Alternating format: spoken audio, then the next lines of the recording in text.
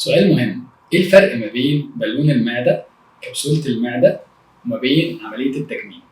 خلينا نتفق في الأول إن الكبسولة أو البالون بيتحطوا في كاتيجوري لوحدهم في نزول الوزن مختلف شوية عن التكميم، بمعنى الكبسولة أو البالون الدور بتاعها إنها تنزل 10 ل 15% من الوزن. يعني لو أنا وزني مثلا 100 كيلو وعملت البالون أو الكبسولة يبقى أنا هنزل 10 ل 15 كيلو. عملية التكميم بتنزل 60 ل 80% من الوزن الزايد، فمعدل النزول معاها أكبر شوية من الاتنين دول. طيب إيه الفرق ما بين الكبسولة والبالون؟ الاتنين هدفهم واحد وهو نزول الوزن، الاتنين فكرتهم واحدة إنها يبقى في حيز من المعدة مشغول بالبالون وبعد فترة تتشال. طيب لو أنا دلوقتي حالا عايز أعمل نزول وزن ل 10% من وزني مثلا أو 10 15%، هفكر في بالون المعدة أو الكبسولة الذكية.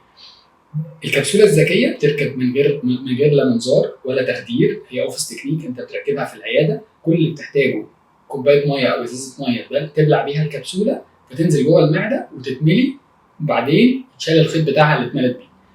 في حاله بالون المعده انت مضطر تدخل المستشفى تعمل تحاليل طبعا عشان هتاخد تخدير، هتعمل المنظار وتركبها، وبعد 6 شهور هتاخد بنج تاني تشيل البالونه بمنظار تاني. فالفرق هنا مختلف، ان انت بتدخل اوضه عمليات او اوضه المنظار تركب وتشيل بالمنظار.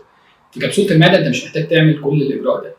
طب هل الماتيريال بتاعتها مختلفه؟ الحقيقه هم قريبين من بعض، لكن خلينا نقول الانوفيشن في الكبسوله مختلف شويه، ان الماتيريال بتاعتها يعني خلينا نقول حنينه قوي على المعده بحيث ما تعملش اريتيشن جامد، لكن اول يومين ثلاثه طبعا بيبقى في احساس بالفولنس او احساس بالامتلاء، معمل للقيط شويه في وجودها، عشان كده بندي شويه ادويه نحضر بيها المرضى قبل ما يركبوها.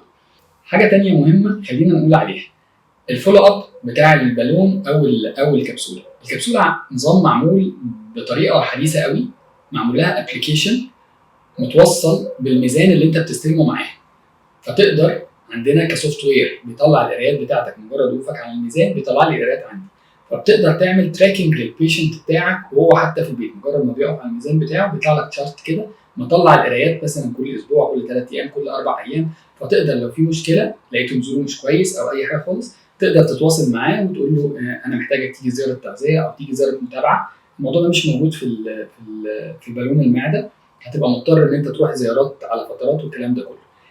الجزء الاساسي والمشترك في كل الاحوال انه الهدف من كبسوله المعده او بالون المعده او حتى في التكميم ان انت تغير اللايف ستايل بتاعك.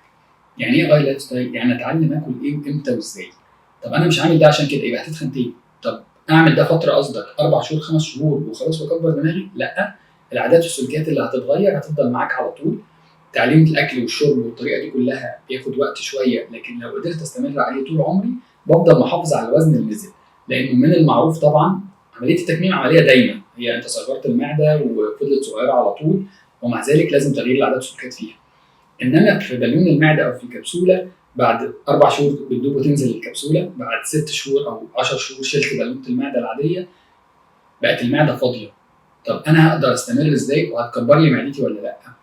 هقدر استمر بالعادات والسلوكيات الجديده، يعني انا هاجي عند وقت معين واثبت كميات الاكل، في انواع اكل معينه هقللها او احافظ عليها عشان تفضل الدنيا معايا كويسه على طول. طيب الحاجه الثانيه، هل هي بتكبر المعده؟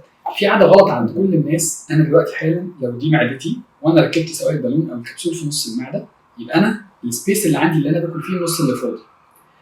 دايما لو حد كل لحد مرحله الوجع او الترجيع يبقى بيعمل ستريتشنج لمعدته. مره في مره تمشي البالون او الكبسول يقول انا قادر اكل اكتر من الاول. المرحله دي يبقى انا وسعت معدتي، عملت لها تريننج كانها عضله وانا دربتها. دي من العادات الغلط جدا، عشان كده احنا بنمشي كل المرضى على حاجه اسمها هانجر سكيل، تعرف انت بتجوع امتى وتاكل امتى وقد ايه عشان خاطر تفضل الدنيا مظبوطه معاك. فلازم تقوم من الاكل وانت خفيف خالص عشان ما تضغطش على معدتك. ده نفس الشيء بنعمله برضه في التكميم عشان ما تعملوش ستريتشنج. وان كان في التكميم الموضوع مش سهل قوي انك تعمل ستريتشنج، لكن على مدار سنين تقدر توسعها لو غلطت وعملت العادات الغلط. عشان كده كل الوسائل بتساعدنا ان احنا ننزل في الوزن، لكن عشان نحافظ على الوزن لازم نغير العادات والسلوكيات عشان نحافظ على وزننا طول عمرنا.